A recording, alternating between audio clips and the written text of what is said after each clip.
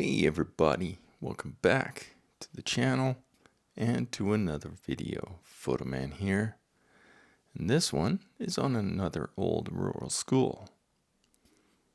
I'm sure I'm going to say this word incorrectly, so my apologies. Originally called Metitize, it was changed to Sunbeam School when the school district was formed at Metitize Station in 1914.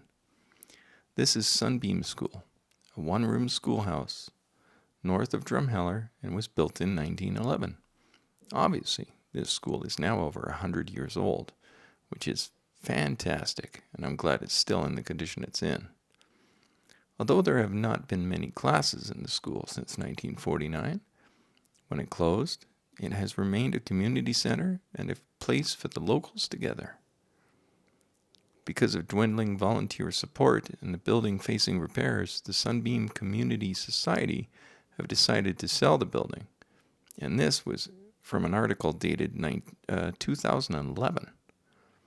It doesn't look like it's sold, but it's still being looked after somewhat by the community, which is nice to see.